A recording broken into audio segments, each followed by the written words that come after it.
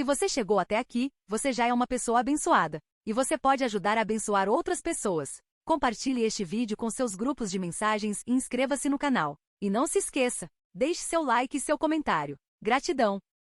Testemunhos Seletos, volume 3. Capítulo 61. Condições existentes nas cidades. O aumento constante da maldade obstinada está produzindo rápido e quase generalizado senso de culpa nos habitantes das cidades. Predomina atualmente uma epidemia de crimes que abate o coração dos sensatos e tementes a Deus. A corrupção dominante está além da capacidade humana de descrevê-la. Cada dia traz novas revelações de dissensões, corrupção e fraude que campeiam na política. Cada dia traz seu doloroso contingente de violências e infrações da lei, de indiferença para com o sofrimento humano, de brutal e diabólico extermínio da vida humana. Cada dia é testemunha do aumento da loucura, homicídio e suicídio. As cidades modernas estão se rapidamente transformando em Sodomas e Gomorras. Numerosos são os dias de folga. As ondas da agitação e do prazer desviam milhares de pessoas dos austeros deveres da vida. Os esportes enervantes, o teatro, as corridas de cavalos, os jogos de azar, as bebidas e as orgias despertam ao máximo todas as paixões. A juventude é levada de roldão pela onda popular. Os que se deixam dominar pelas diversões abrem a porta para um dilúvio de tentações. Dedicam-se a divertimentos sociais e a irrefletida hilaridade. Passam de uma a outra forma de dissipação, até perderem tanto o desejo como a capacidade de viver de maneira útil. Esfriam as aspirações religiosas, debilita-se a vida espiritual. As mais nobres faculdades da alma, numa palavra, tudo quanto liga o homem ao mundo espiritual é envelhecido. Sob a influência de coligações patronais e em consequência de sindicatos e greves operárias, as condições de vida nas cidades pioram constantemente. Obsessão pelo amor aos prazeres. A obsessão intensa do ganho, o amor da ostentação, do luxo e da extravagância, são todas forças que desviam a maioria dos homens dos verdadeiros propósitos da vida e abrem a porta para uma infinidade de males. Muitos, obcecados em sua busca de riquezas terrenas, tornam-se insensíveis aos reclamos divinos e às necessidades do próximo. Consideram a sua riqueza um meio de glorificarem-se. Acrescentam casa a casa, um terreno a outro, entulham de objetos de luxo a residência, enquanto a seu redor seres humanos jazem na miséria e no crime, em doença e morte. Por meio de toda espécie de opressão e extorsão, acumulam os homens fortunas colossais, enquanto sobem para Deus os clamores da humanidade desfalecente. Multidões lutam contra a pobreza, obrigadas a trabalhar arduamente por salários ínfimos, sem poderem adquirir as coisas mais indispensáveis à vida. O cansaço e as privações, sem nenhuma esperança de coisas melhores, tornam-lhes muito pesada a carga. Se a isso acrescentam a enfermidade e a dor, então a carga se torna quase insuportável. Minados pelas preocupações e opressos, não sabem onde buscar alívio. As Escrituras descrevem as condições em que se encontrará o mundo às vésperas da segunda vinda de Cristo. O apóstolo Tiago traça um quadro da cobiça e opressão que hão de prevalecer então. Diz ele: Eia, pois, agora vós ricos, entesourastes para os últimos dias. Eis que o jornal dos trabalhadores que ceifaram as vossas terras e que por vós foi diminuído clama. E os clamores dos que ceifaram entraram nos ouvidos do Senhor dos Exércitos. Deliciosamente vivestes sobre a terra, e vos deleitastes, cevastes os vossos corações como num dia de matança. Condenastes e matastes o justo, ele não vos resistiu. Tiago 5, de 1 a 6. Tal é o quadro do estado atual das coisas. Pelo que o juízo se tornou atrás, e a justiça se pôs longe, porque a verdade anda tropeçando pelas ruas, e a equidade não pode entrar. Sim, a verdade desfalece, e quem se desvia do mal arrisca-se a ser despojado. Isaías 59, 14 e 15. A própria igreja, que deveria ser a coluna e sustentáculo da verdade, fomenta o amor egoísta dos prazeres. Para a obtenção de dinheiro para fins religiosos, a que meio recorrem muitas igrejas? A vendas, comidas, quermesses e até a rifas de coisas semelhantes. Frequentemente o lugar consagrado para o culto divino é profanado por festanças em que se come, bebe, compra e vende, e as pessoas se divertem. Dessa forma desaparece na mente dos jovens o respeito à casa de Deus e a seu culto. Enfraquece o domínio próprio. O egoísmo, o apetite e o amor à ostentação são estimulados e fortalecem-se com a prática. A aproximação da crise. Através de todos os tempos tem o Senhor revelado o seu modo de proceder. Ao sobrevir uma crise, ele se tem revelado e interposto para impedir a execução dos planos de Satanás. Muitas vezes permitiu que as nações, famílias e indivíduos chegassem a uma crise a fim de que a sua intervenção fosse notória. Então tornou manifesto que há um Deus em Israel que mantém a sua lei e vindica o seu povo. No mundo antediluviano, empregavam os homens toda a sorte de recursos imagináveis e processos engenhosos para anular a lei de Jeová. Rejeitavam-lhe a autoridade porque lhes estorvava os planos. Tal como foi nos dias anteriores ao dilúvio, está iminente o momento em que o Senhor irá revelar a sua onipotência. Neste tempo de generalizada iniquidade, devemos reconhecer que a última grande crise está iminente. Quando o desafio à lei de Deus for quase universal, quando seu povo for oprimido e afligido por seus semelhantes, então o Senhor intervirá. Satanás não dorme. Está bem desperto para evitar que se cumpra a firme palavra da profecia. Com sua astúcia e poder enganador, esforça-se para imitar a vontade de Deus, revelada expressamente em sua palavra. Durante anos, Satanás tem estado a dominar a mente dos homens por meio de sofismas sutis que ideou para substituírem a verdade. Neste tempo de perigos, que praticam bem no temor de Deus, lhe glorificam o nome repetindo as palavras de Davi.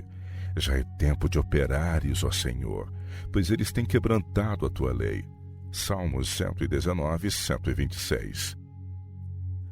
Os juízos divinos sobre as nossas cidades. Estando eu em Loma Linda, Califórnia, em 16 de abril de 1906, uma cena assombrosíssima me foi revelada. Numa visão noturna, estava eu numa elevação de onde via as casas sacudidas como o vento sacode o junco. Os edifícios grandes e pequenos eram derrubados. Os sítios de recreio, teatros, hotéis e mansões suntuosas eram sacudidos e arrasados. Muitas vidas eram destruídas, e os lamentos dos feridos e aterrorizados enchiam o espaço. Os anjos destruidores enviados por Deus estavam atuando. A um simples toque, os edifícios tão solidamente construídos que os homens os consideravam à prova de qualquer perigo ficavam reduzidos a um montão de escombros. Nenhuma segurança havia em parte alguma. Pessoalmente eu não me sentia em perigo, mas não posso descrever as cenas terríveis que me foram apresentadas. Dir-se-ia que a paciência divina se tivesse esgotado e houvesse chegado o dia do juízo. O anjo que estava ao meu lado me disse então que poucas pessoas reconhecem a maldade imperante no mundo atual, especialmente nas grandes cidades. Declarou que o Senhor determinou um dia em que sua ira castigará os transgressores pelo persistente menosprezo da sua lei. Conquanto terrível, a cena que me foi revelada não me causou tanta impressão quanto as instruções que recebi nessa ocasião. O anjo que estava ao meu lado declarou que a suprema soberania de Deus, o caráter sagrado da sua lei, devem ser manifestados aos que obstinadamente se recusam a obedecer ao Rei dos Reis. Os que preferem permanecer infiéis serão feridos pelos juízos misericordiosos, a fim de que, se possível, cheguem a despertar e a perceber-se da pecaminosidade do seu procedimento.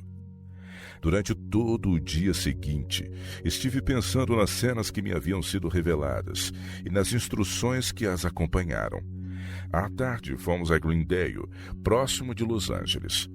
No decorrer da noite seguinte, recebi novas instruções acerca do caráter santo e obrigatório dos 10 mandamentos e da supremacia de Deus sobre todos os governantes terrestres. Parecia-me estar eu perante uma assembleia, apresentando ao público os reclamos da lei divina. Li os passos das Escrituras relativos à instituição do sábado no Éden, no final da semana da criação, e à promulgação da lei no Sinai. Depois declarei que o sábado deve ser observado como concerto perpétuo, Êxodo 31:16, entre Deus e os que lhe pertencem, a fim de que saibam que são santificados por Jeová, seu Criador. A seguir, insisti na questão da soberania suprema do governo de Deus sobre todos os governos terrestres. Sua lei deve ser a norma de procedimento. Os homens estão proibidos de perverterem os sentidos por meio da intemperança, ou submeterem a mente às influências satânicas, pois isso impossibilita a observância da lei de Deus. Conquanto o divino governador suporte com paciência a maldade, não pode ser enganado e não silenciará para sempre. Sua supremacia, sua autoridade como governador do universo devem ser finalmente reconhecidas e vindicados os justos reclamos da sua lei. Muitas outras instruções no tocante à longanimidade divina, à necessidade de fazer o transgressor compreender o perigo da situação que assume diante de Deus, foram repetidas ao público, tal como eu as havia recebido do meu instrutor. Em 18 de abril, 2 dias depois de eu haver recebido a visão dos edifícios que desmoronavam, fui atender a um compromisso na igreja da Rua Carr, em Los Angeles. Ao aproximarmos-nos da igreja, ouvimos os vendedores de jornais gritarem: São Francisco, destruída por terremoto. Com o coração opresso, li as primeiras notícias recém-impressas daquele terrível desastre. 2 semanas mais tarde, em viagem para casa, passamos por São Francisco. Alugamos um carro e gastamos 1h30 observando a destruição ocorrida naquela grande cidade. Edifícios antes considerados indestrutíveis jaziam em ruínas. Algumas casas estavam parcialmente soterradas. A cidade apresentava um quadro desolador da incapacidade do engenho humano de construir edifícios à prova de fogo e terremoto. Pela boca do profeta Sofonias, o Senhor aponta os juízos com que ele ferirá os malfeitores. Inteiramente consumirei tudo sobre a face da terra, diz o Senhor. Arrebatarei os homens e os animais, consumirei as aves do céu e os peixes do mar, e os tropeços com os ímpios, e exterminarei os homens de cima da terra, disse o Senhor. E acontecerá que no dia do sacrifício do Senhor, hei de castigar os príncipes e os filhos do rei, e todos os que se vestem de vestidura estranha. Castigarei também naquele dia todos aqueles que saltam sobre o umbral, que enchem de violência e engano a casa dos seus senhores. E há de ser que naquele tempo esquadrinharei a Jerusalém com lanternas, e castigarei os homens que estão assentados sobre as suas fezes, que dizem no seu coração: o Senhor não faz bem nem faz mal. Por isso será saqueada a sua fazenda, e assoladas as suas casas, e edificarão casas, mas não habitarão nelas, e plantarão vinhas, mas não lhes beberão vinho. O grande dia do Senhor está perto, e se apressa muito a voz do dia do Senhor. Amargamente clamará ali o homem poderoso. Aquele dia é um dia de indignação, dia de angústia e de ânsia, dia de alvoroço e de desolação, dia de trevas e de escuridão, dia de nuvens e de densas trevas, dia de trombeta e de alarido contra as cidades fortes e contra as torres altas. E angustiarei os homens, e eles andarão como cegos, porque pecaram contra o Senhor, e o seu sangue se derramará como pó, e a sua carne como esterco. Nem a sua prata, nem o seu ouro os poderá livrar no dia do furor do Senhor. Mas pelo fogo do seu zelo toda esta terra será consumida, porque certamente fará de todos os moradores da terra uma destruição total e apressada. Sofonias capítulo 1, versos 2, 3 e de 8 a 18. Deus, o Senhor da situação. Deus não pode ter paciência por muito mais tempo. Seus juízos já começam a cair em alguns lugares, e logo seu desagrado será manifesto em outras partes. Haverá uma série de acontecimentos que revelarão que Deus é o Senhor da situação. A verdade será proclamada em linguagem clara e inequívoca. Como povo, precisamos preparar o caminho do Senhor sob a soberana direção do Espírito Santo. O Evangelho deve ser proclamado em sua pureza. A correnteza de águas vivas deve, em seu curso, aprofundar-se e alargar-se. Em todos os campos próximos e distantes, haverá homens que serão chamados da rabiça do arado e das mais comuns profissões no comércio em geral preferidas para ligarem-se a homens experimentados e por ele instruídos. À medida que aprendam a trabalhar e se tornem eficientes, proclamarão a verdade com poder. Por causa das maravilhosas operações da providência divina, montanhas de dificuldade serão removidas e lançadas ao mar. A mensagem que tanta importância tem para os habitantes da terra será ouvida e compreendida. Os homens discernirão a verdade. A obra progredirá mais e mais, até que a terra inteira seja advertida, então virá o fim.